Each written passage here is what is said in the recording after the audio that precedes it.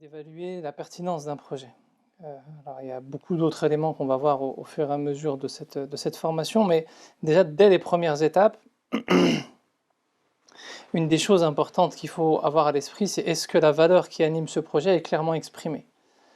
Une des grosses problématiques dans les déploiements de projets et dans les analyses de projets, c'est que la question des valeurs est souvent mise au second plan, voire disparaît complètement de la phase d'analyse. On se pose la question de la rentabilité. Certains qui ont un peu plus d'expertise vont même étudier le marché, vont étudier l'environnement, les acteurs, etc. On reparlera de toutes ces choses-là par la suite. Mais la question des valeurs, alors parfois elle est très présente chez certaines personnes, mais elle est très souvent, de manière générale, occultée, alors que c'est un point très très important et qui doit apparaître même dans le texte de présentation de votre projet, dans la rédaction des documents qui vous permettent de poser le cadre de votre projet. C'est la première des choses. La seconde des choses, c'est qu'il vous faut donner une marque de différenciation par rapport à ce que vous connaissez, entre guillemets, de la concurrence ou de ce qui existe sur le marché ou de ce qui se passe sur le terrain de manière générale. Si vous proposez un projet simplement pour pouvoir faire la même chose que le libraire qui est ici et créer la librairie juste à côté, c'est une possibilité. D'ailleurs, c'est quelque chose qui se fait dans certains domaines. Parfois, il est très utile de s'installer juste à côté du principal concurrent pour pouvoir bénéficier de, de, de, de sa clientèle principale ou secondaire. Mais il y a toujours nécessité d'avoir une marque de différenciation.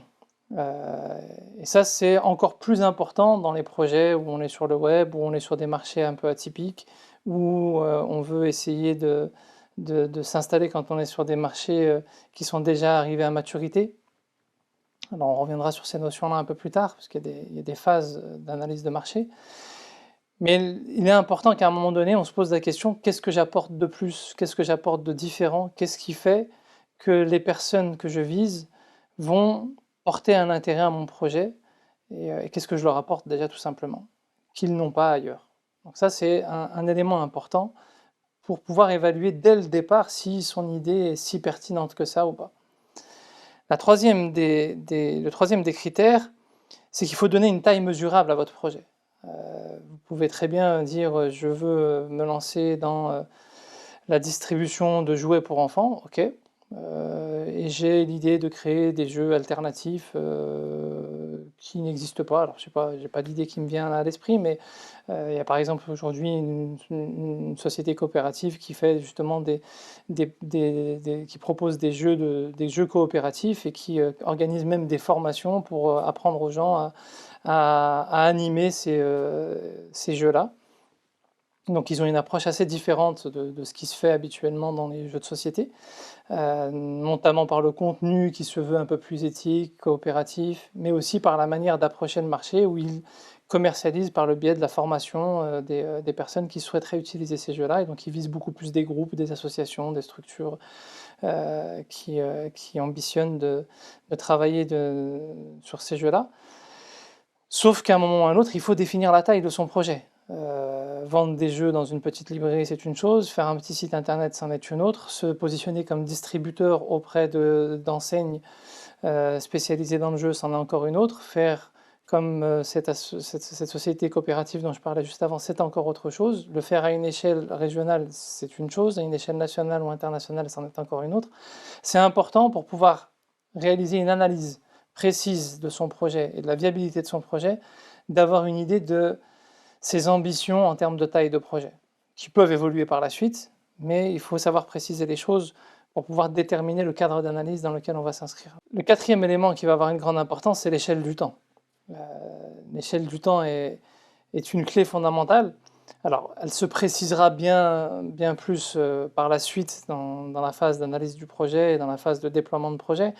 Mais quand on a une idée et qu'on veut commencer à la déployer, se dire qu'on va commencer à travailler sur ce projet-là, et puis ça traîne, et puis on avance petit à petit, et puis Quelques mois après, on commence à accélérer un peu, puis on se rendort un peu, et puis on repasse en phase de travail un peu plus concret sur le projet. Et puis parfois, il y a des mois, voire des années qui passent, et le projet n'a plus du tout de pertinence, alors que ça pouvait être un projet très pertinent à un moment donné. Mais en ayant trop tardé, ben, ça n'a plus de prégnance sur les réalités de marché, et donc ça peut être très problématique. Et inversement, parfois, on a des projets qui nécessiteraient des mois et des années, et on veut les réaliser en quelques semaines. Et c'est parfois même impossible ou même contre-productif.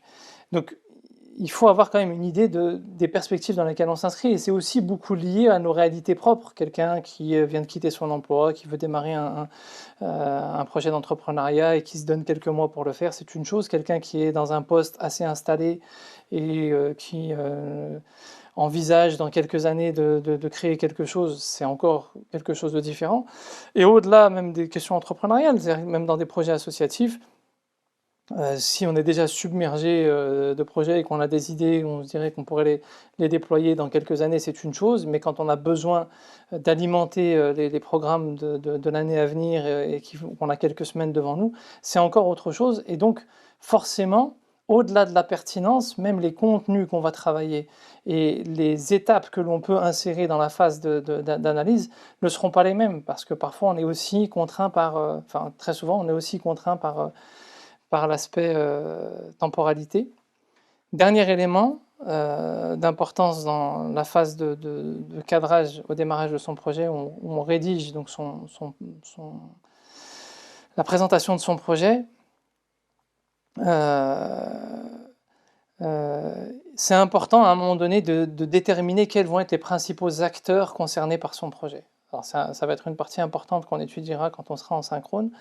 Mais quand je parle des acteurs, alors je ne parle pas des acteurs de cinéma, je parle des principaux acteurs au sein de l'entreprise. Vous envisagez d'embaucher telle personne, de vous associer avec telle personne, bref, de coopérer avec telle personne. Mais vous avez aussi, quand vous avez une idée de projet, un marché. Et dans ce marché-là, il y a des fournisseurs principaux, il y a des clients principaux, il y a des structures étatiques, des associations, peut-être même des syndicats, etc., qui peuvent avoir un rôle fondamental dans les règles de gestion de ce projet.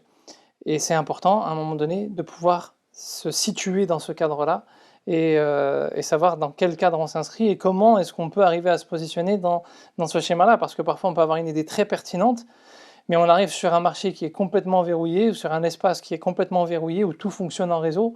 On n'a pas forcément la culture réseau, on n'a pas forcément le réseau, on n'a pas forcément les contacts qui pourraient nous aider à développer le réseau. Et ça peut être des contraintes très importantes sur la viabilité du projet. Mais on en reparlera beaucoup plus en détail par la suite. Voilà. Ce que je vous propose, c'est que